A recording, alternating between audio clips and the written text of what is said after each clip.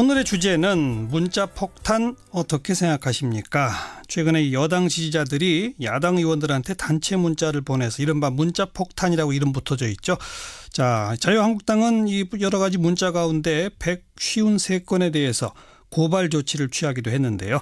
여러분은 어떻게 생각하십니까? 국민 정치 참여의 한 수단으로 보십니까? 아니면 민주주의를 가장해서 소수의 위법적 폭력이라고 보십니까? 여러분의 의견 서울 지역 전화 지역번호 02 하시고요. 2061-8584번부터 8587번까지 2061-8584번부터 8587번까지 넉대의 전화로 지금 걸어주시고요. 단문 50원, 장문 100원 정보 용료 부과되는 문자메시지 샵 1212 또 CBS 레인보우 카카오톡으로도 참여하실 수가 있습니다. 더불어민주당의 표창원 의원, 자유한국당의 백승주 의원 나오셨습니다. 어서 오십시오. 네, 안녕하세요. 예, 안녕하십니까. 백승주입니다. 네, 백승주 의원도 문자 많이 받으세요? 문자 많이 받은 적이 있습니다. 아, 언제요? 최순실 청문회 할 때 네. 제가 하루 청문회 갔을 때 청문위원으로? 예, 그래서 일주일 정도 휴대폰을 사용하지 못할 정도로 그래요? 문자 폭탄을 받은 적이 있고요. 최근에 김희수 헌법재판소장 청문회 하고 나서도 또 문자 폭탄을 많이 받았습니다. 네. 휴대전화를 사용 못할 정도라고 하는 건 어느 정도? 그게 계속 오니면은 휴대폰이 뜨거워져요. 계속 통화 중이거나 문자 메시지 오니까 사용할 수 없는 상태가 되고 휴대폰은 아예 사용이 불가능한 상태가 되더라고요. 그래서 그렇군요. 그게 밤새 거의 들어옵니다. 쉬지 않고 온다? 그렇습니다. 그게 밤 12시 넘어서 새벽까지도 계속 옵니다.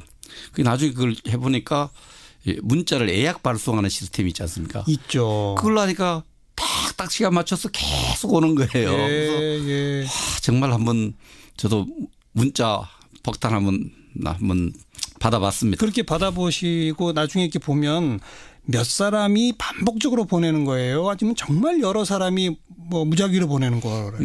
반복적으로 보내는 문자도 있고 검색을 해보면 이제 여러 사람이 보내는 문자도 있는데 나중에 이제 방법이 있어서 문자를 이렇게 오는 것을 차단하는 방법이 있더라고요. 앱이 하면 있습니다. 그 핵심적인 키워드를 집어넣고 이런 키워드가 있으면은 뭐 수신 거부 차단되도록 했는데 그러나 차단됐지만 차단 메시지는 남습니다. 아직도 저 휴대폰은 수천 개 그래요. 있습니다. 예.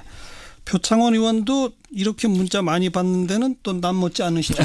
네, 제가 거의 원조격 피해자고요. 이틀간 26,000건이 기록되었다가 그 이후로는 아예 카운트가 안 됩니다. 그리고 그 백승주 의원님 말씀처럼 발열 현상이 지속되면서 배터리의 수명이 짧아지고요. 그다음에 이제 앱 자체가 문자 앱이 작동 안 되는 현상도 나타나고. 그래요. 네, 그러다 결국은 그 휴대전화를 못 쓰게 돼서 번호를 바꿀 수밖에 없어요. 번호는 그대로 두고 기기를 또 네, 바꿨습니다. 그 정도까지 되는군요. 네. 뭐 경우는 다 다릅니다만은 두 분 다 이른바 이런 어떤 피해라고 하는 걸 입어보신 바 있는데 이걸 이제 어떻게 볼 것이냐, 이게 형사 고발할 사안이냐 그렇지 않으냐, 국민 정치 참여의 한 수단이냐, 민주주의를 빙자한 소수의 위법적 폭력이냐. 자, 백승주 의원부터 말씀해 보세요. 먼저 그 진행자께서 우리 자유한국당이 153건을 고발했다고 했는데 오늘 추가 고발했어요. 그래요? 네 차례에 걸쳐서 216건에 대해서 늘어났군요. 고발 조치를 했습니다. 폭넓은 의미에서 정치 참여로 볼 수 있죠. 이 정치 참여가 어떤 도를 넘어서 법의 경계를 넘어서서 불법이고 폭력적인 거로 이해가 되는 부분이 있습니다. 저는 그런 부분을 그 법을 넘어선 부분을 넘어서서 하나 테러 수준으로 이렇게 저는 한 적이 있습니다만 테러라는 것이 어떤 폭력을 행사해서 공포감을 만들고 그 공포감 때문에 정치적 태도를 바꾸는 것을 우리가 테러라고 합니다. 그런 측면에서 그 대부분의 내용은 막 건강한 부분도 있지만 어떤 부분은 가족의 방귀를 조심하라든지 뭐 여러 가지의 어떤 그 섬찟한 내용들이 굉장히 많습니다. 가족까지 거론하면서. 그렇습니다. 가족끼리 가는 방길을 알고 있다. 이렇게 뭐 이런 내용이라 이런 부분들은 그 우리가 수많은 그 문자에 신고된 접수되는 것 중에서 이런 하나의 폭력성 또 어떤 것은 좀 조직적인 어떤 그런 부분들이 파악되는 게 있어요. 조직적으로. 조직적이고 예, 예. 또 폭력적이고 테러 수준에 있는 것을 선별해서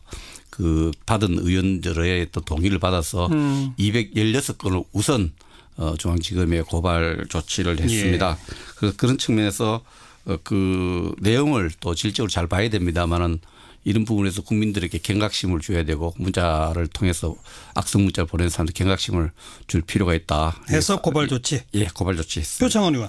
네, 우선 저는 그 폐해라는 차원에서 지난 대선 기간에도 그랬지만 탄핵을 앞두고도 그렇고 가짜 뉴스가 횡행했지 않습니까? 네. 그리고 오늘도 국민의당에서 지난 대선 기간 동안 대통령 후보자 아들 문준용 씨의 그 취업 특혜 의혹 관련해서 허위로 그 공작에 해당되죠. 목소리 녹음을 만들고 카톡 캡처 화면을 하고 이런 것들이 정말 폐해가 큰 잘못된 정치 행위 아니냐라고 생각을 하고요. 국민당은 오늘 그래서 사과를 했죠. 네, 사과를 했고요. 네. 그리고 역시 같은 이제 어제 오늘 이야기지만 영국에서는 테레사 메이 총리를 이제 사퇴하라라는 문자 폭탄이 지금 보수당 의원들에게 쏟아지고 있다는 그 보도가 나왔습니다. 예, 영국에서도 마찬가지 현상이 벌어지는데 영국에서는 그 보수당이나 당수나 의원들이 이런 국민들에게 어떤 조치를 취하겠다 이런 이야기는 전혀 하지 않습니다. 그러니까 유권자인 국민들에게 허용되는 권리가 어느 정도이냐. 지금 우리가 대의민주주의잖아요. 사실상 국민들 스스로 결정하셔야 될 것을 국회의원을 뽑아서 또 정당에게 어떤 그 철학과 이슈에 대한 지지를 통해서 달성하시고자 하는 건데 예. 그 사이에 국민 유권자의 뜻과 배치되는 언행이나 또는 결정이 있을 경우에 어떻게 의사표현을 할 것이냐라는 한계가 있죠. 그래서 이제 문자라는 새로운 수단이 사용이 된 것인데 물론 일부에서 과도한 욕설, 협박, 폭력이 있을 수 있습니다. 그리고 그들에 대해서 어떤 조치를 취할 것인지는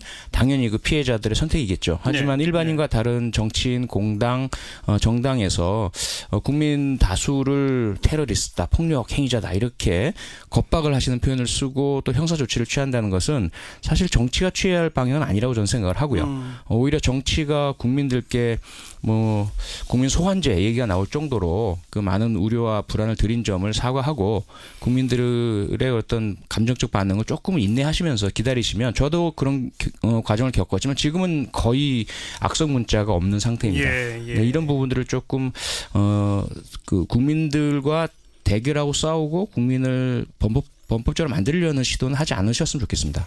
그런데 이 부분과 관련해서 이제 표창원 의원님이 공당으로서 정치 참여의 어떤 새로운 행태를 존중해 줄 필요가 있다는 이야기를 하셨는데 다 충분히 고려했습니다. 그래서 고발자도 그 문자 폭탄을 받은 의원들이 개별적인 어떤 피해 내용을 파악해서 그분들을 중심으로 해서 그분들이 고발 당사자가 돼서 물론 법무부를 통해서 이제 당이 그렇게 한 것은 아니고요.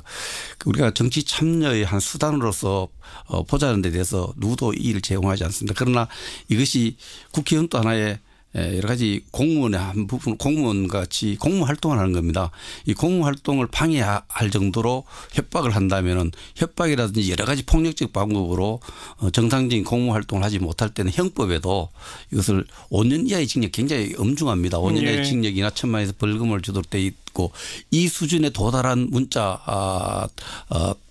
저는 문자 폭탄, 문자 테러가 진행되고 있다는 점에서 이게 그 선의로서 하는 정치 참여하고 법의 경계를 넘어서서 국회의원들 협박하는 수준하고는 분명히 차별화되게 대우받아야 됩니다. 그래서 그래야 오히려 선의의 어떤 정치 참여자들을 문자를 통해서 정치 참여자들을 보호할 수 있다 저는 그렇게 봅니다. 그러니까 조직적으로 공무활동을 방해하는.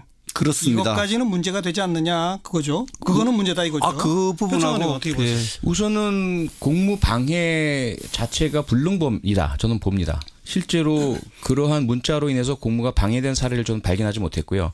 국회의원 여러분들 저도 마찬가지지만 저의 주장이라든지 정치활동에 대해서 변경을 한 적이 없습니다. 저는 제가 해야 할 정치를 한 것이고 국민들이 저에 대해서 저의 반대편에 계시는 국민들께서 저에 대한 분노와 불만, 욕설 표현하시는 건 그분들의 자유라고 존중을 했고요.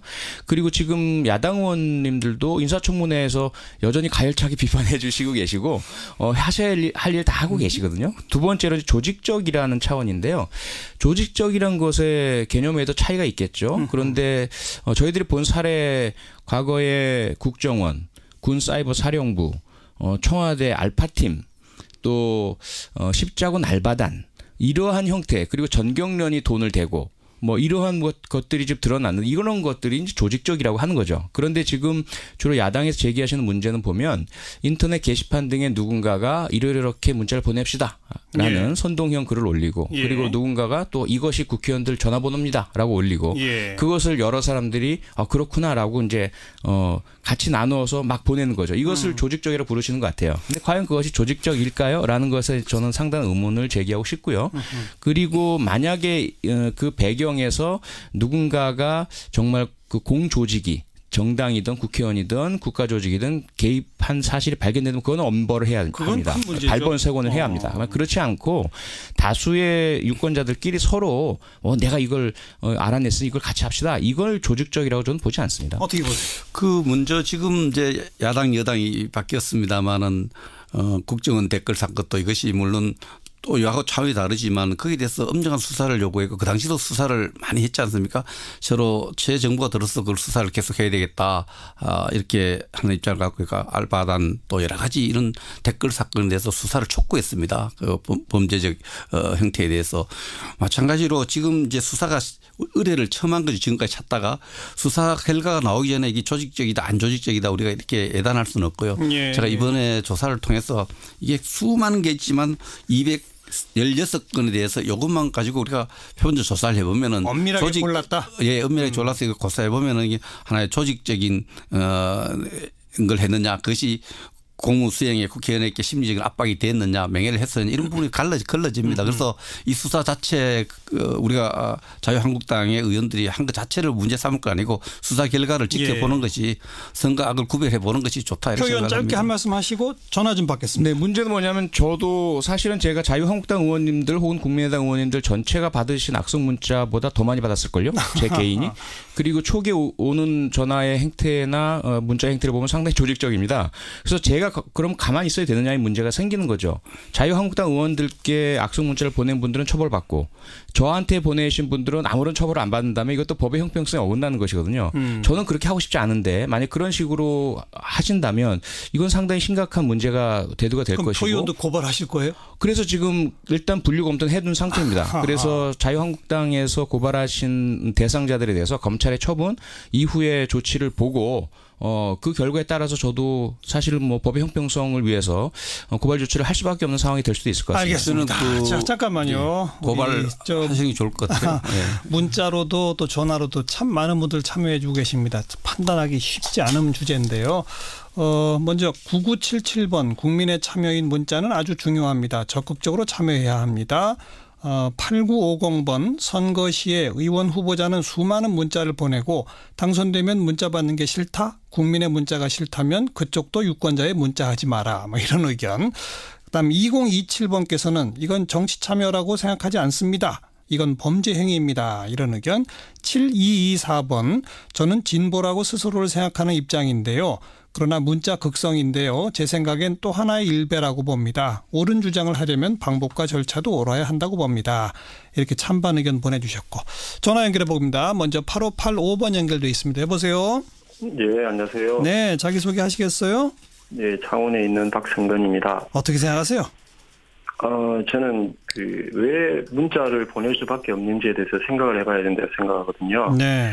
예, 그러니까 대의민주주의에서 국회의원은 입법 권한을 가지고 있잖아요. 그렇죠. 그런데 그게 대의민주주의이기 때문에 가능한 거거든요. 그러면 예. 국민의 뜻을 대신해서 의견을 전달해야 되는데 예.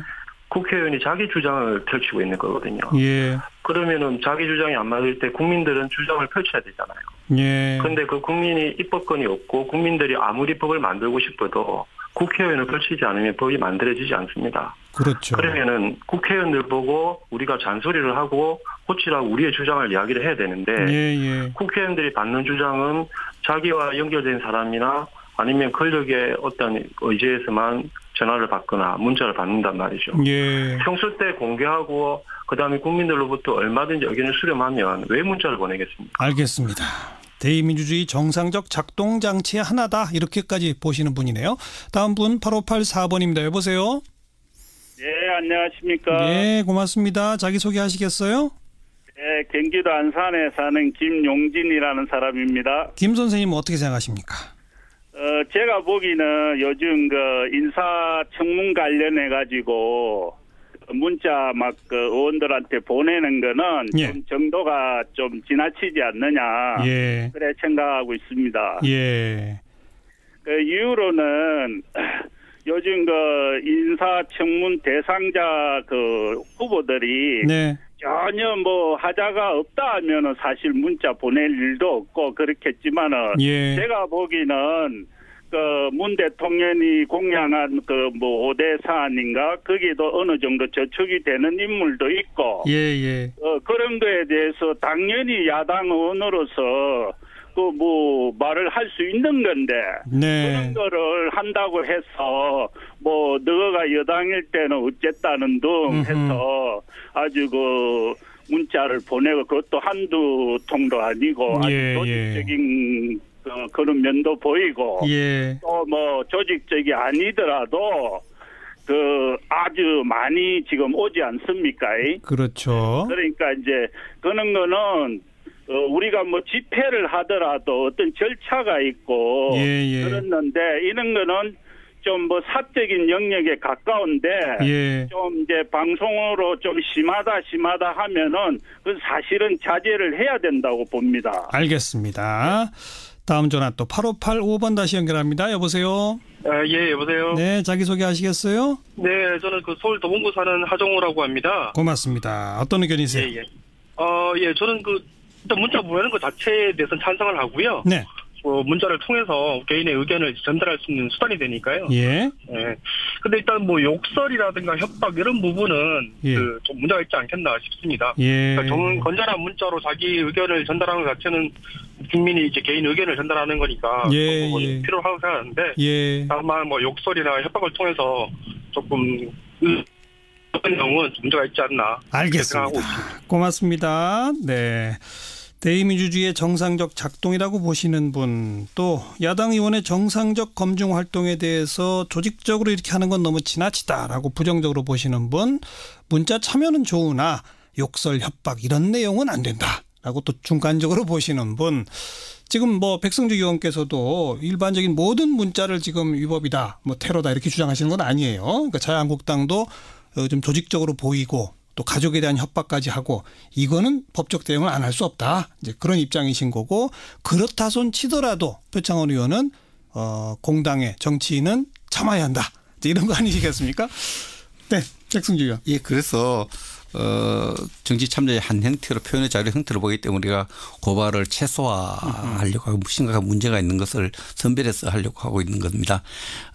국회의원이 유권자한테 보내는 문자도 똑같은 성격이 아니냐 이렇게 말씀하시는데 국회의원들이 문자를 보낼 때 그 문장 하나 토시 하나 엄청나게 따져서 선거법과 충돌되지 않나 또 읽고 기분 나쁘지 않나 이런 많이 따집니다. 그래서 법의 테두리 안에서 문자를 보낸다고 말씀드리고요. 오늘 그 시민들 말씀 속에 답이 있다고 생각합니다. 저는 표현의 자유 또 정치인으로서 문자 받는 거 통상적으로 굉장히 좋습니다. 어떤 의견이든. 그러나 이것이 정말 협박을 받았다는 느낌이 들 정도는 안 됩니다. 우리 사회에 지금 문제되고 있는 성추행이라는 게 있지 않습니까? 예. 성적으로 추행을 했고 안 했고가 중요한 것이 아니라 그 대상자가 성적 추행을 받았다 이런 느낌이 들면 우리 성추행으로 강범하게 인정하는데 그렇죠. 문자를 보낼 때 받는 분의 입장 또 여러 가지 법적인 거 이런 부분을 조금 생각하면서 보내고 자기 행동의 표현의 자유가 무한 제공되는 거 아닙니다. 헌법에도 그것은 자기 책임을 져야 되는 부분이 있습니다. 표현의 자유를 누리시고 거기다 책임 또 진다는 생각을 가지면서 문자 보내면 문제가 없다고 이렇게 봅니다. 표창원이요. 네, 어느 순간 어느 상황에서건 욕설이나 또는 협박은 옳지 않습니다. 그리고 그런 부분에 있어서는 자제 혹은 제지가 있어야 되겠죠. 다만 문자 행동이란 것 자체가 어떻게 본다면 그 정치인들의 언행에 대해서 갑자기 일어난 어떤 분노 감정 이런 부분들을 표현하시는 분들이 많으시고요. 예. 이것들을 탁 그래 너 잘 걸렸어라는 식으로 처벌하는 것은 조금 우리가 정치가 해야 될 일은 아니라고 저는 여전히 생각을 하고요. 그리고 특히 우리 대한민국의 정치 역정이 상당히 조금 좀 슬픈 굴곡이 많았지 않습니까? 그것들이 현재 우리 유권자들의 마음에도 여전히 남아 있는 것 같고요. 지난 대선도 전쟁 같은 분위기였고, 예. 그래서 조금 우리가 각박한 우리 사회를 더욱더 각박하게 하는 정치 행위보다는 국민들의 그러한 분노는 조금 우리가 받아내주고 대신에 자제합시다. 그리고 그러한 욕설 협박은 전혀 긍정적인 효과를 만들어내지 못합니다. 라는 그런 그 소통 노력을 해결하는 것이 더 낫다는 것이고요.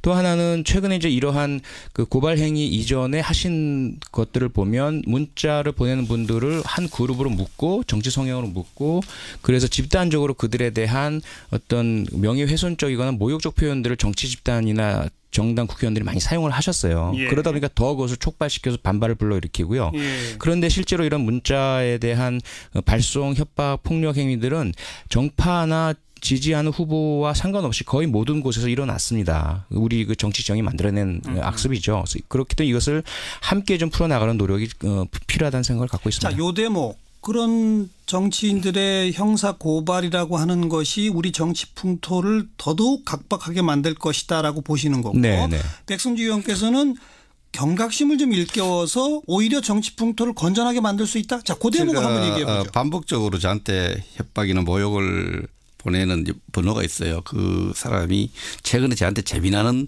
문자를 보냈었어요. 뭐라고요? 그 술 먹고 억하는 기분에 보낸 건데 정말 죄송합니다. 앞으로는 백승주 의원을 일일이 지지하겠습니다. 이렇게 나왔는데 그분이 보낸 날짜 시간대에 보면 정오 시간에도 있고 오후에도 있고 그래요. 예. 그래서 이제 우리 사회가 어느 선을 넘어서는 데 대한 우리 자유한국당과 피해 의원들이 고발 조치를 검토하는 것이 이제 언론을 통해서 공개되니까 네. 덜컥 겁이 난 거죠. 제가 판단할 때 겁이 나니까 예. 그런데 아마 이 6분의 국회의원이 정치인입니다. 국민과 소통을 늘 일상적으로 해야 되는 정치인이 자기한테 보낸 문자를 보낸 사람한테 고발을 결심하기엔 굉장히 어렵고 용기가 필요합니다. 그래서 그렇죠. 이 6분의 의원이 저도 제출하는데 제출 안 했습니다.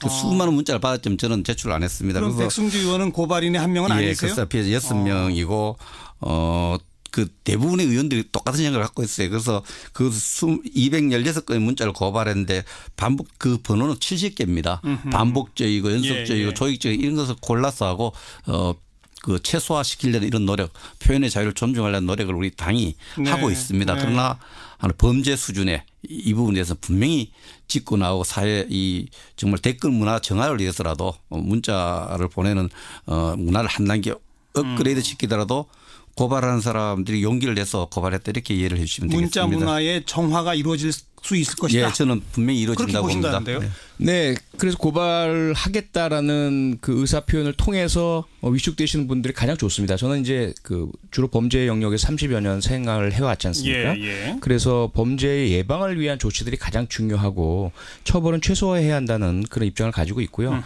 그리고 특히 이런 문자는 범죄라고 보기엔 좀 어렵습니다. 정치 행위의 일종으로 주고받던 공방 속에서 격하고 그리고 자신의 의사를 표현할 방법이 별로 없었던 일반 유권자들에게서 나타난 현상이잖아요. 예. 그리고 오래된 것도 아니고 최근에 일어난 일이고 그렇다 보니까 이런 부분에 있어서 처벌받을 수 있음을 고지한 상태에서 앞으로는 그러지 맙시다라고 정리하시는 것이 좋지 않을까. 그리고 나서 이렇게 사회적 합의가 굳어졌는데도 이후에 범죄적 행동을 하는 사람들에 대해서는 정말 고발 조치를 하는 것. 이런 단계를 거치는 것이 더 낫다는 것이죠. 고발할 겁니다. 이런 예고 정도가 필요했다. 네네네. 어떻게 보세요? 이제 사회적으로 우리 당이 실제로 늘 경고하다가 4차례에 걸쳐서 실제 고발을 했습니다. 네. 고발을 행 자체가 그런 경고성이 굉장히 강하고 문자를 보낼 때 표현의 자유를 누리되 그 행동에 책임을 지도록 하는 분위기를 만들어낼 걸로 생각을 합니다. 그리고 이제 조사 결과가 나오면 수사 결과가 나오면은 거기에 대한 어떤 실체들이 나올 겁니다. 네. 억하고 분노 조절 안 돼서 했는 사람이 있을 테고 정치적 목적을 갖고 조직적으로 한 범죄적 행위가 있을 테고 테러 수준에 이런 부분에 대해서 선별적으로 조치하고 저도 저 표현의 자유를 최대한 존중해서 피해자를 처벌은 최소화돼야 된다 봅니다. 알겠습니다. 오늘 알겠습니다. 이제 여러 사람이 보내는 문자도 있는데 나중에 이제 방법이 있어서 문자를 이렇게 오는 것을 차단하는 방법이 있더라고요. 네, 하면 있습니다. 그 핵심적인 키워드를 집어넣고 이런 키워드가 있으면은 뭐 수신 거부 차단되도록 했는데 그러나 차단됐지만 차단 메시지는 남습니다. 아직도 저 휴대폰은 수천 개 그래요. 있습니다. 예. 표창원 의원도 이렇게 문자 많이 받는 데는 또 남 못지 않으시죠? 네, 제가 거의 원조격 피해자고요.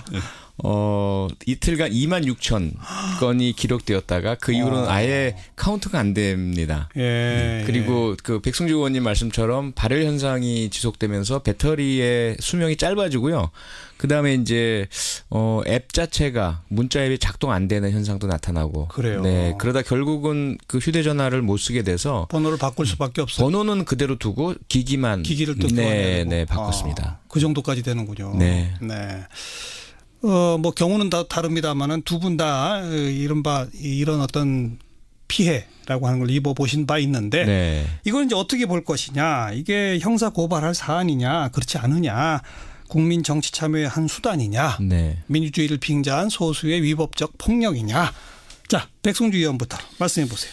먼저 그 진행자께서 우리 자유한국당이 153건을 고발했다고 했는데 오늘 추가 고발했어요. 그래요? 네 차례에 걸쳐서 216건에 대해서 늘어났군요. 고발 조치를 했습니다. 예. 폭넓은 의미에서 정치 참여로 볼 수 있죠. 이 정치 참여가 어떤 도를 넘어서 법의 경계를 넘어서서 불법이고 폭력적인 거로 이해가 되는 부분이 있습니다.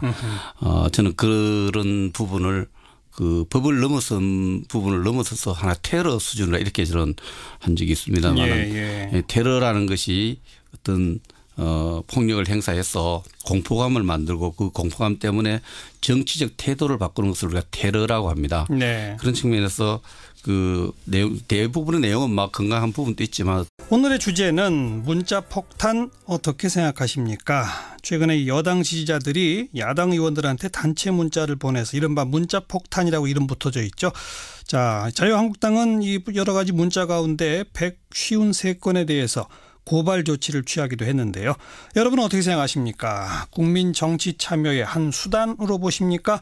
아니면 민주주의를 가장해서 소수의 위법적 폭력이라고 보십니까? 여러분의 의견 서울 지역 전화 지역번호 02 하시고요. 2061에 8584번부터 8587번까지 2061에 8584번부터 8587번까지 넉대의 전화로 지금 걸어주시고요. 단문 50원 장문 100원 정보 용료 부과되는 문자메시지 샵 1212 또 CBS 레인보우 카카오톡으로도 참여하실 수가 있습니다. 더불어민주당의 표창원 의원, 자유한국당의 백승주 의원 나오셨습니다. 어서 오십시오. 네, 안녕하세요. 예, 안녕하십니까. 백승주입니다. 네, 백승주 의원도 문자 많이 받으세요? 문자 많이 받은 적이 있습니다. 언제요? 최순실 청문회 할 때 제가 하루 청문회 갔을 때 청문위원으로 그래서 일주일 정도 휴대폰을 사용하지 못할 정도로 문자 폭탄을 받은 적이 있고요. 최근에 김희수 헌법재판소장 청문회 하고 나서도 또 문자 폭탄을 많이 받았습니다. 네, 휴대전화를 사용 못할 정도라고 하는 건 어느 정도? 그게 계속 오니면은 휴대폰이 뜨거워져요. 계속 통화 중이거나 문자 메시지가 오니까 사용할 수 없는 상태가 되고 휴대폰은 아예 사용이 불가능한 상태가 되더라고요. 그래서 그렇군요. 그게 밤새 거의 들어갑니다. 쉬지 않고 온다? 그렇습니다. 그게 밤 12시 넘어서 새벽까지도 계속 옵니다. 그게 나중에 그걸 해보니까 문자를 예약 발송하는 시스템이 있지 않습니까? 있죠. 그걸로 하니까 딱 시간 맞춰서 계속 오는 거예요. 그래서 정말 한번 저도 문자 폭탄 한번 받아봤습니다. 그렇게 받아보시고 나중에 이렇게 보면 몇 사람이 반복적으로 보내는 거예요? 아니면 정말 여러 사람이 뭐 무작위로 보내는 거예요? 반복적으로 보내는 문자도 있고 검색을 해보면 이슈에 대한 지지를 통해서 달성하시고자 하는 건데 그 사이에 국민 유권자의 뜻과 배치되는 언행이나 또는 결정이 있을 경우에 어떻게 의사표현을 할 것이냐라는 한계가 있죠. 그래서 이제 문자란 새로운 수단이 사용이 된 것인데 물론 일부에서 과도한 뭐 욕설, 협박, 폭력이 있을 수 있습니다. 그리고 그들에 대해서 어떤 조치를 취할 것인지는 당연히 그 피해자들의 선택이겠죠. 하지만 일반인과 다른 다른 정치인, 공당, 정당에서 국민 다수를 테러리스트다, 폭력 행위자다 이렇게 겁박을 하시는 표현을 쓰고 또 형사 조치를 취한다는 것은 사실 정치가 취해야 할 방향은 아니라고 저는 생각을 하고요. 오히려 정치가 국민들께 뭐 국민 소환제 얘기가 나올 정도로 그 많은 우려와 불안을 드린 점을 사과하고 국민들의 어떤 감정적 반응을 조금 인내하시면서 기다리시면, 저도 그런 과정을 겪었지만 지금은 거의 악성 문자가 없는 상태입니다. 네, 이런 부분들을 조금 그 국민들과 대결하고 싸우고 국민을 범법적으로 만들려는 시도는 하지 않으셨으면 좋겠습니다. 그런데 이 부분과 관련해서 이제 정은 의원님이 공당으로서 정치 참여의 어떤 새로운 행태를 존중해 줄 필요가 있다는 이야기를 하셨는데 다 충분히 고려했습니다. 그래서 고발자도 그 문자 폭탄을 받은 의원들이 개별적인 어떤 피해 내용을 파악해서 그분들을 중심으로 해서 그분들이 고발 당사자가 돼서 물론 법무부를 통해서 이제 당이 그렇게 한 것은 아니고요. 우리가 정치 참여의 한 수단으로서 보자는 데 대해서 누구도 이의를 제공하지 않습니다. 그러나 이것이 국회의원 또 하나의 여러 가지 공무원의 한 부분, 공무원 같이 공무 활동을 하는 겁니다. 이 공무 활동을 방해할 정도로 협박을 한다면은 협박이라든지 여러 가지 폭력적 방법으로 정상적인 공무 활동을 하지 못할 때는 형법에도 이것을 5년 이하의 징역, 굉장히 엄중합니다. 5년 이하의 징역이나 1,000만 원에서 벌금을 주도록 돼 있고, 이 수준에 도달한 문자 뭐 저는 문자 폭탄, 문자 테러가 진행되고 있다는 점에서 이게 그 선의로서 하는 정치 참여하고 법의 경계를 넘어서서 국회의원들 협박하는 수준하고 어떤 부분은 가족의 방기를 조심하라든지 뭐 여러 가지의 어떤 그 섬찟한 내용들이 굉장히 많습니다. 가족까지 거론하면서. 그렇습니다. 가족끼리 가는 방길을 알고 있다. 이렇게 뭐 이런 내용이라 이런 부분들은 그 우리가 수많은 그 문자에 신고된 접수되는 것 중에서 이런 하나의 폭력성 또 어떤 것은 좀 조직적인 어떤 그런 부분들이 파악되는 게 있어요. 조직적으로. 조직적이고 또 폭력적이고 테러 수준에 있는 것을 선별해서 그 받은 의원들의 또 동의를 받아서 216건을 우선 중앙지검에 고발 조치를 했습니다. 그래서 그런 측면에서 그 내용을 또 질적으로 잘 봐야 됩니다만은 이런 부분에서 국민들에게 경각심을 줘야 되고 문자를 통해서 악성 문자를 보내는 사람들 경각심을 줄 필요가 있다. 해서 고발 조치. 예, 고발 조치했습니다. 표창원 의원. 네, 우선 저는 그 폐해라는 차원에서 지난 대선 기간에도 그랬지만 탄핵을 앞두고도 그렇고 가짜 뉴스가 횡행했지 않습니까? 네. 그리고 오늘도 국민의당에서 지난 대선 기간 동안 대통령 후보자 아들 문준용 씨의 그 취업 뭐 특혜 의혹 관련해서 허위로 그 공작에 해당되죠. 목소리 녹음을 만들고 카톡 캡처 화면을 하고 이런 것들이 정말 폐해가 큰 잘못된 정치 행위 아니냐라고 생각을 하고요. 국민당은 오늘 그래서 사과를 했죠. 네, 사과를 했고요. 네. 그리고 역시 같은 이제 어제 오늘 이야기지만 영국에서는 테레사 메이 총리를 이제 사퇴하라라는 문자 폭탄이 지금 보수당 의원들에게 쏟아지고 있다는 그 보도가 나왔습니다. 영국에서도 마찬가지 현상이 벌어지는데 영국에서는 그 보수당이나 당수나 의원들이 이런 국민들에게 어떤 조치를 취하겠다 이런 이야기는 전혀 하지 않습니다. 그러니까 유권자인 국민들에게 허용되는 권리가 어느 정도이냐. 지금 우리가 대의민주주의잖아요. 사실상 국민들 스스로 결정하셔야 될 것을 국회의원을 뽑아서 또 정당에게 어떤 그 철학과 분명히 차별화되게 대우받아야 됩니다. 그래서 그래야 오히려 선의의 어떤 정치 참여자들을 문자를 통해서 정치 참여자들을 보호할 수 있다. 저는 그렇게 봅니다. 그러니까 조직적으로 공무활동을 방해하는. 그렇습니다. 이것까지는 문제가 되지 않느냐 그거죠. 그거는 문제다 이거죠. 그 부분하고 어떻게 보세요? 우선은 공무 방해 자체가 불능범이다. 저는 봅니다. 실제로 그러한 문자로 인해서 공무가 방해된 사례를 저는 발견하지 못했고요. 국회의원 여러분들 저도 마찬가지지만 저의 주장이라든지 정치활동에 대해서 변경을 한 적이 없습니다. 저는 제가 해야 할 정치를 한 것이고 국민들이 저에 대해서 저의 반대편에 계시는 국민들께서 저에 대한 분노와 불만, 욕설 표현하시는 건 그분들의 자유라고 존중을 했고요.